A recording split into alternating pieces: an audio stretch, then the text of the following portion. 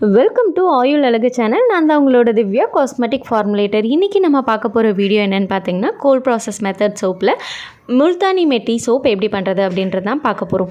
இந்த முல்தானி மெட்டி சோப் பார்த்திங்கன்னா ஃபஸ்ட்டு நான் கற்றுக்கும் போது செஞ்ச ஒரு சோப். ஃபர்ஸ்ட் சோப் வந்து மெல்டன் போரில் வந்து நான் பண்ண சோப் வந்து முல்தானி மெட்டி தான். இப்போவும் அந்த வீடியோ வந்து நம்மளோட சேனலில் இருக்கும். ரொம்பவே நல்ல ரிசல்ட் தரக்கூடிய ஒரு அடிட்டிவ்ஸும் கூட.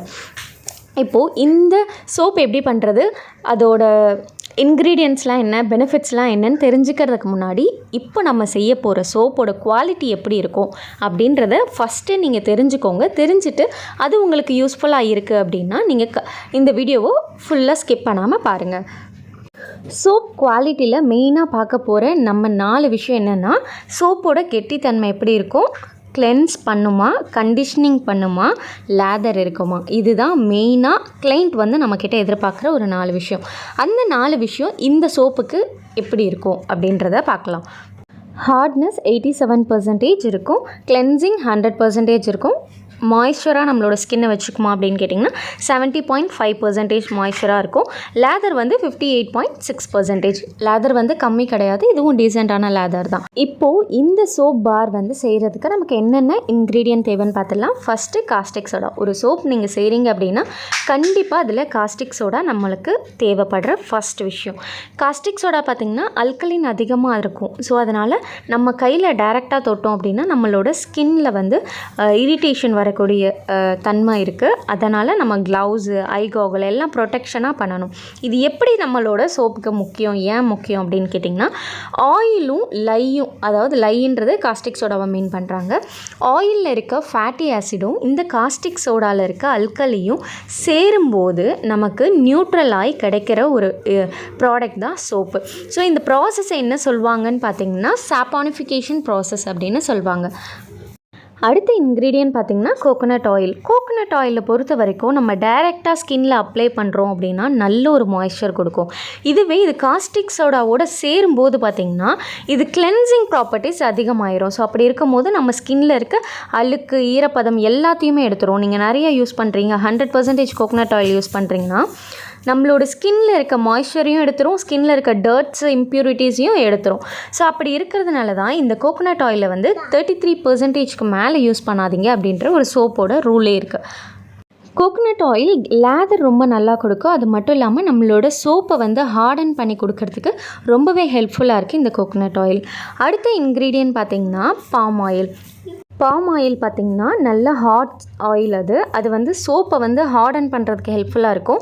கோகோனட் ஆயிலும் பாம் ஆயிலும் காம்போவாக யூஸ் பண்ணும்போது பார்த்திங்கன்னா லேதர் செமையாக இருக்கும் நம்மளோட சோப்புக்கு. இந்த பாம் ஆயிலை வந்து நம்ம மெல்ட் பண்ணி தான் யூஸ் பண்ணோம். மெல்ட் பண்ணல அப்படின்னா அது தனித்தனியாக அங்கங்கே ஒரு பட்டர் கீ மாதிரி இருக்கும். கொஞ்சம் கெட்டியானா நெய் எப்படி இருக்கும் அந்த மாதிரி இருக்கும். ஸோ அதனால் நம்ம அதை மெல்ட் பண்ணிட்டு தான் சோப்பில் வந்து யூஸ் பண்ணணும். இப்போ வந்து நம்ம ஸ்கின் கிளென்சிங்க்கும் ஹார்ட்னஸ்க்கும் நம்ம வந்து ஆயில் சூஸ் பண்ணிட்டோம். அடுத்தது பார்த்திங்கன்னா ஸ்கின்னை வந்து கண்டிஷ்னிங் பண்ணியிருக்கணும். அதாவது நம்மளோட ஸ்கின்னை வந்து நல்ல மாய்ஸ்சர்டாக வச்சுருக்கணும். ஸோ அதுக்கான ஆயில் தான் செசமே ஆயிலாக நம்ம சூஸ் பண்ணியிருக்கோம். இதில் ஆன்டி ஆக்சிடென்ட் அதிகமாக இருக்கனால நம்ம ஸ்கின்னில் வந்து ரிங்கிள்ஸ், ஃபைன் லைன்ஸ் வராமல் பாதுகாக்கிறதுக்கு இந்த ஆயில் வந்து ரொம்பவே ஹெல்ப்ஃபுல்லாக இருக்குது. அடுத்தது பார்த்திங்கன்னா கேஸ்டர் ஆயில். கேஸ்டர் ஆயிலில் மாய்ஸ்சர் கண்டென்ட் ரொம்பவே அதிகமாக இருக்குது. ஸோ அதனால் நம்மளோட ஸ்கின்னை வந்து கண்டிஷ்னிங்காக வச்சுருக்கிறதுக்கு இந்த ஆயில் ரொம்பவே முக்கியமாக இருக்குது இந்த ரெசிபியில். இப்போ வந்து பார்த்திங்கன்னா இதில் லேதர் அதிகமாக கொடுக்கும். ஆனால் இது அளவுக்கு மீறி நம்ம யூஸ் பண்ணுறோம் அப்படின்னா நம்மளோட சோப்பை வந்து ஒரு மாதிரி சாஃப்டாக ஸ்டிக்கியாக கொலன்னு ஆக்கின மாதிரி ஆக்கிரும். ஸோ கேஸ்டர் ஆயிலை பொறுத்த வரைக்கும் நம்ம ஜாக்கிரதையாக யூஸ் பண்ணோம் அதோட அளவுகள்லாம். அடுத்த இன்க்ரீடியன்ட் பார்த்திங்கன்னா முல்தானி மெட்டி. முல்தானி மெட்டி பார்த்திங்கன்னா டீப் கிளென்சிங் ப்ராப்பர்ட்டிஸ் இருக்குது. அதாவது நம்மளோட ஸ்கின்னில் இருக்க டர்ட்ஸ் எல்லாம் ரிமூவ் பண்ணி டீடாக்சிஃபை பண்ணுறதுக்கு ரொம்பவே ஹெல்ப்ஃபுல்லாக இருக்க ஒரு இன்க்ரீடியன்ட். எக்ஸஸ் ஆயில்ஸையும் ரிமூவ் பண்ணி கொடுத்துரும். டெட் செல்ஸ் எல்லாம் ரிமூவ் பண்ணி நம்மளோட ஸ்கின்னை நேச்சுரலாகவே எக்ஸ்போலியேட் பண்ணி கொடுக்கறதுக்கு ஹெல்ப்ஃபுல்லாக இருக்குது. இது ஸ்கின்னை டைட்டன் பண்ணுறது மூலிமா நம்மளோட போர்ஸ்லாம் மினிமைஸ் பண்ணி கொடுக்குது. இப்போ வந்து இந்த சோப்போட கால்குலேஷன் எப்படி பண்ணலாம் அப்படின்றத பார்க்கலாம். ஃபஸ்ட்டு கால்குலேட் பண்ணுறதுக்கு நான் முடிவு பண்ணுறது என்னோடய அமௌண்ட் ஆஃப் ஆயில். நான் 350 கிராம் ஆயில் வந்து இன்றைக்கி செஞ்சு காட்ட போகிறேன். 1 kgக்கான ரெசிபி வந்து வீடியோவோட எண்டில் கொடுக்குறேன். இப்போ வந்து கோகோனட் ஆயில் பார்த்திங்கன்னா 115.5 கிராம் எடுத்திருக்கேன். அதோட சாப் வேல்யூ என்ன வேல்யூ வருது அப்படின்றது தான் பக்கத்தில் கொடுத்துருக்கேன். அதே மாதிரி ஒரு ஆயிலுக்கும் அது எவ்வளோ கிராம் எடுத்திருக்கோம் இன்ட்டு அதோட சாப் வேல்யூ இப்படி தான் வந்து நம்ம கால்குலேட் பண்ணிக்கணும். இப்போது 4 ஆயிலுக்கும் என்ன ஆன்சர் வந்திருக்கோ அதை டோட்டல் பண்ணி கிடைக்கிறது தான் நமக்கு அமௌண்ட் ஆஃப் காஸ்டிக் சோடா. இப்போ எவ்வளோ காஸ்டிக் சோடா எடுக்கணும் அப்படின்னா amount of caustic soda equal to amount of oil into sap value. அதுதான் வந்து நமக்கு காஸ்டிக் சோடாவோட ஃபார்முலா. இப்போது நமக்கு இங்கே கிடச்சிருக்க வேல்யூ பார்த்திங்கன்னா 54.07 கிராம் ஆஃப் காஸ்டிக் சோடா தான் எடுக்க போகிறோம். இப்போ இந்த காஸ்டிக் சோடா பார்த்திங்கன்னா 350 கிராம் ஆஃப் ஆயில் மொத்தத்தையுமே எனக்கு சோப்பாக மாற்றி கொடுத்துரும். ஆனால் எனக்கு அதில் 5% ஆயில் வந்து சோப்பாக மாறாமல் எனக்கு ஆயிலாகவே இருக்கணும். ஏன்னா எக்ஸ்ட்ரா மாய்ஸ்சர் நான் கொடுக்கறதுக்காண்டி சேஃபர் சைடாக நான் 5% லையை வந்து கம்மி பண்ண போகிறேன். ஸோ எக்ஸ்ட்ரா மாய்ஸ்சருக்காக. இப்போது இதை வந்து சூப்பர் ஃபேட்னு சொல்லுவாங்க, லை டிஸ்கவுண்ட்னு சொல்லுவாங்க. இதை எப்படி கண்டுபிடிக்கணும் அப்படின்னு பார்த்தீங்கன்னா அமௌண்ட் ஆஃப் லை நம்ம எவ்வளோ கண்டுபிடிச்சோம் காஸ்டிக் சோடா 54.07 இன்ட்டு 5/100 5% அப்படின்றனால 5/100. இந்த இடத்துல 6% இருந்தால் 6/100 கால்குலேட் பண்ணிவிட்டு நமக்கு எவ்வளோ ஆன்சர் கிடைக்குதோ அதுதான் வந்து நமக்கு 5%. அதாவது அந்த அமௌண்ட் ஆஃப் லையில் 5% எவ்வளோ அப்படின்றத நம்ம கண்டுபிடிச்சிருக்கோம். இப்போது 5% எவ்வளோனா 2.70 கிராம். இந்த 2.70 கிராமை மைனஸ் பண்ணி கிடைக்கிற வேல்யூ தான் 51.3 ஃபைனல் காஸ்டிக் சோடாவோட அமௌண்ட்டு. அடுத்தது பார்த்திங்கன்னா நம்ம இதிலேருந்து வாட்டர் எப்படி கண்டுபிடிக்கணும், இந்த அமௌண்ட் ஆஃப் லைக்கு எவ்வளோ வாட்டர் டிசால்வ் பண்ணுறதுக்கு எடுக்கணும் அப்படின்றது தான் கண்டுபிடிக்க போகிறோம். அது வந்து water equal to 6/16 into amount of oil. எவ்வளோ அமௌண்ட் ஆஃப் ஆயில் எடுக்கிறோம் 350. So final value 131.25 gram. இதுதான் இப்போது வாட்டரோயும் கால்குலேட் பண்ணியாச்சு. இப்போ ஃபைனல் ரெசிபி என்ன அப்படின்றத பார்க்கலாம்.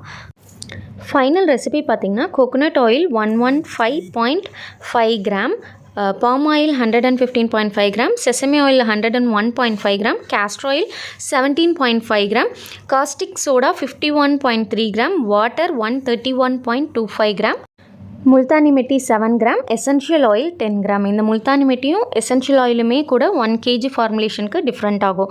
ஸோ இப்போ இந்த சோப் எப்படி பண்ணலான்றது ஸ்டெப் பை ஸ்டெப்பாக பார்க்கலாம். நான் வந்து நமக்கு தேவையான லையும் காஸ்டிக் சோடாவும் வாட்டரும் வந்து நான் மெஷர் பண்ணி வச்சுருக்கேன். இப்போ இது ரெண்டுத்தையும் நம்ம டிசால்வ் பண்ணி வைக்கலாம். இப்போ ஃபஸ்ட்டு போட்டோன்னே பார்த்திங்கன்னா நல்லா சூடாக இருக்கும். ஸோ அதனால் இந்த மாதிரி டர்பிடாக இருக்கும். இந்த சொல்யூஷன் வந்து ஆறுனதுக்கப்புறம் கிளியர் ஆயிரும் நமக்கு. ஸோ இதை டெம்பரேச்சர் கம்மி ஆகணும், ரூம் டெம்பரேச்சர் வர வரைக்கும் நீங்கள் இதை கூல் டவுன் பண்ணிடுங்க. ஸோ இதை ஓரமாக வச்சிடலாம் மிக்ஸ் பண்ணி விட்டுட்டு. இஃப் இன்கேஸ் உங்களுக்கு லையில் ஏதாவது மிதக்கிற மாதிரி தெரிஞ்சாலோ நீங்கள் வந்து அந்த டைமில் லையை வந்து ஃபில்ட்ரு பண்ணிவிட்டு நம்மளோட ஆயில் மிக்ஸ்சரில் ஆட் பண்ணிக்கோங்க. இப்போ இதை ஓரமாக வச்சுட்டு நான் பாம் ஆயில் மட்டும் மெஷர் பண்ணி எடுத்திருக்கேன். இந்த பாம் ஆயில் பார்த்திங்கன்னா இந்த மாதிரி கீ கன்சிஸ்டன்சியில் இருக்கும். இதை வந்து நான் மெல்ட் பண்ணி எடுத்துக்கிறேன். ஸோ இப்படி மெல்ட் பண்ணி எடுத்ததுக்கப்புறம் நான் வந்து மற்ற ஆயில்ஸ் எல்லாமே இதிலையே ஆட் பண்ணிக்கிட்டேன். ஆட் பண்ணாலும் கொஞ்சம் வார்மாக இருக்கும். இதையும் ஓரமாக வச்சுட்டு நம்ம முல்தானி மெட்டி மெஷர் பண்ணி எடுத்துக்கலாம். எசென்ஷியல் ஆயிலும் மெஷர் பண்ணி எடுத்தாச்சு. இப்போது லை சொல்யூஷன் வந்து நமக்கு நல்லா ஆறிடுச்சு. இதை வந்து ஆயில் மிக்ஸ்சரில் நம்ம ஆட் பண்ண போகிறோம். ஆட் பண்ணிவிட்டு பார்த்திங்கன்னா உடனே நம்ம ஸ்டிக் பிளெண்டர் எடுத்து பிளெண்ட் பண்ண ஆரம்பிச்சிடணும். பிளெண்டர் இல்லாமல் பண்ணலாமான்னு நிறைய பேர் கேட்குறீங்க. சில ஆயில் மட்டும் தான் அப்படி பண்ண முடியும், எல்லா ஆயிலும் அப்படி பண்ண முடியாது. ஸோ இது பார்த்திங்கன்னா ஊற்றினோன்னே நல்லா திக்காக இருக்குது. ஸோ நமக்கு ட்ரேஸு சீக்கிரமாக வர்றதுக்கான வாய்ப்பு இருக்குது. ஸோ அப்படி ட்ரேஸை வந்து ரொம்ப திக்காக விடாமல் இருக்கணும்னா நம்ம கொஞ்சம் கேர்ஃபுல்லாக முன்னாடியே வந்து எல்லாத்தையுமே மெஷர் பண்ணி ஆட் பண்ணிடணும். ஸோ இப்போ வந்து எனக்கு இந்த கன்சிஸ்டன்சிலேயே நான் கொஞ்ச நேரமே ஒரு 30 to 40 செகண்ட்ஸ்லேயே எனக்கு இந்த மாதிரி திக்காகிடுச்சு. அதனால் நான் இதில் ஆல்ரெடி முல்தானி மெட்டியும் ஆட் பண்ணிட்டேன், எசென்ஷியல் ஆயிலும் ஆட் பண்ணி மிக்ஸ் பண்ணிட்டேன். அது ஆக்சுவலாக என்ன ஆச்சுன்னா நான் மிக்ஸ் பண்ணும்போது வெறும் ஃபோனை மட்டும் பிடிச்சிட்டு இருந்திருக்கேன், ரெக்கார்டிங் ஆன் பண்ணாமல். ஸோ அதனால் என்னால் எடுக்க முடியல, சாரி. பட் ரெண்டுமே ஆட் பண்ண பிறகு உங்களுக்கு கலர் டிஃப்ரென்ஸ் தெரியும். இதுக்கு முன்னாடி நான் பிளெண்ட் பண்ணும்போது இருந்த கலரும் இப்போ இருக்க கலரும். ஸோ இது ரெண்டும் ஆட் பண்ணி மிக்ஸ் பண்ணிட்டதுக்கப்புறம் நான் ரப்பிங் ஆல்கஹால் ஸ்ப்ரே பண்ணிக்கலாம். மோல்டில் ஸ்ப்ரே பண்ணிவிட்டு சின்ன சின்ன மோல்டில் ஊற்றும் போது உங்களுக்கு வந்து நடுவில் மட்டும் பல்ஜ் ஆகிற மாதிரி இருக்குது அப்படின்னா இந்த மாதிரி மூவ் பண்ணி எல்லா சைட்லேயும் நீங்கள் போர் பண்ணணும். அந்த டைம் வந்து உங்களுக்கு ஈவனாக வரும். ஸோ ஒரு சைடு மட்டும் ரொம்ப தடிசாக வராமல் ஈவனாக இருக்கும். ஸோ இந்த மாதிரி மூவ் பண்ணியே ஊற்றுங்க. நாலா பக்கமும் ஸ்ப்ரெட் பண்ணி போர் பண்ணும்போது இதை நீங்கள் போர் பண்ணிட்டதுக்கப்புறம் நம்ம ரப்பிங் ஆல்கஹால் வச்சு ஸ்ப்ரே பண்ணி விட்டுருங்க. அப்போ தான் நமக்கு வந்து அந்த சோடா ஆஷ் வந்து ஃபார்ம் ஆகாமல் இருக்கும். இப்போ பார்த்திங்கன்னா 4 இது ஊற்றுறதுக்குள்ளேயே நமக்கு நல்லா கெட்டி ஆகிடுச்சு. ஸோ நல்லா கெட்டி தன்மை இருக்குது. ஹார்டன் ஆயிரும் சீக்கிரம். நம்ம 1 டேக்கு அப்புறம் இதை வந்து அன்மோல்ட் பண்ணி பார்க்கலாம். மெல்டன் போரில் செஞ்சிங்கனாலுமே இதே மாதிரி இதே சாண்டல் தான் உங்களுக்கு கிடைக்கும். நல்ல ஒரு ஃபினிஷ் இருக்கும். இது அன்மோல்ட் பண்ணதுக்கப்புறம் பார்த்திங்கன்னா இந்த மாதிரி தான் இருக்கும் லுக்கு. ரொம்பவே நீட் ஃபினிஷாக வந்திருக்கு. கலருமே சட்டிலாக நமக்கு நேச்சுரல் கலராக இருக்குது. அந்த முல்தானி மெட்டி சாண்டல்லே தான் இருக்குது. இப்போது இதோட 1 kg ஃபார்முலேஷன் எப்படி நீங்கள் கால்குலேட் பண்ணோம் அப்படின்றத பார்க்கலாம் வாங்க. டோட்டல் அமௌண்ட் ஆஃப் ஆயில் பார்த்திங்கன்னா 750 கிராம் எடுத்திருக்கேன். Coconut oil 247.5 gram, palm oil 247.5 gram, sesame oil 217.5 gram, castor oil 37.5 gram, caustic soda 110.09 gram, water 281.25 gram, Multani mitti 15 gram, essential oil 22 gram. இந்த எசென்ஷியல் ஆயில் பார்த்திங்கன்னா நான் வந்து வெட்டிவேர் எசென்ஷியல் ஆயில் யூஸ் பண்ணியிருக்கேன். நீங்கள் என்ன எசென்ஷியல் ஆயில் வேணாலும் யூஸ் பண்ணிக்கலாம். அது ஹெர்பல் ஸ்மெல்லாக இருந்தால் கொஞ்சம் பெட்டராக இருக்கும். இந்த 1 kg ஃபார்முலேஷனுக்கு எப்படி கால்குலேட் பண்ணணும் அப்படின்றத இப்போ பார்க்கலாம். Total amount 750 gram of oil நான் சூஸ் பண்ணியிருக்கேன். இந்த ஆயிலுக்கு ஏற்ற காஸ்டிக் சோடாவை நான் கண்டுபிடிக்கணுன்னா எல்லா ஆயிலோட amount into sap value equal to என்ன வேல்யூ வருதோ அதை டோட்டல் பண்ணால் தான் நமக்கு வர வேல்யூ வந்து காஸ்டிக் சோடா எவ்வளோ எடுக்கணும் அப்படின்றது. இந்த 4 ஆயிலோட அமௌண்ட்டும் இன்டூ சாப் வேல்யூவும் போட்டு கிடைக்கிற வேல்யூ 115.88 கிராம். இப்போது இதில் இருந்து நான் 5% சூப்பர் ஃபேட் விட போகிறேன். இதில் 5% எவ்வளோன்னு பார்த்தீங்கன்னா 5.79. இதை நம்ம மைனஸ் பண்ணால் கிடைக்கிற ஆன்சர் 110.09 கிராம். இதுதான் வந்து ஃபைனல் காஸ்டிக் சோடாவோட அமௌண்ட் வந்து நம்ம எடுக்க போகிறது. இப்போது காஸ்டிக் சோடா அமௌண்ட் கண்டுபிடிச்சாச்சு. இதை எவ்வளோ அமௌண்ட் ஆஃப் வாட்டரில் டிசால்வ் பண்ண போகிறோம் அப்படின்னா 6/16. இதில் வந்து அமௌண்ட் ஆஃப் ஆயில் வந்து 750ன்றனால அதை கால்குலேட் பண்ணால் நமக்கு கிடைக்கிறது 281.25. இவ்வளோ தான். இது எல்லாமே கால்குலேட் பண்ணிவிட்டு நமக்கு கிடைக்கிற ஃபைனல் ரெசிபி பார்த்திங்கன்னா coconut oil 247.5 gram, palm oil 247.5 gram, sesame oil 217.5 gram, castor oil 37.5 gram, caustic soda 110.09 gram, water 281.25 gram, Multani mitti 15 gram, essential oil 22 gram. Quality of the bar வந்து ரெண்டுமே வந்து ஒன்று தான். 1 kgக்கும் அதே குவாலிட்டி தான் இருக்கும், 350க்கும் அதே குவாலிட்டி தான் இருக்கும் சோப்புக்கு வந்து. ஸோ சோப் பார் குவாலிட்டி வந்து சேம் தான். இந்த வீடியோ வந்து உங்களுக்கு பிடிச்சிருக்கோன்னு நான் நினைக்கிறேன். பிடிச்சிருந்ததுன்னா கண்டிப்பாக லைக் பண்ணுங்கள், ஷேர் பண்ணுங்கள். இது வரைக்கும் நீங்கள் நம்ம சேனலை சப்ஸ்கிரைப் பண்ணலன்னா சப்ஸ்கிரைப் பண்ணுங்கள். மறக்காமல் பெல் ஐக்கான் டேப் பண்ணுங்கள். அப்போ தான் நெக்ஸ்ட்டு போடுற காஸ்மெட்டிக் மேக்கிங் வீடியோ உங்களுக்கு நோட்டிஃபிகேஷனாக வரும். தேங்க்யூ.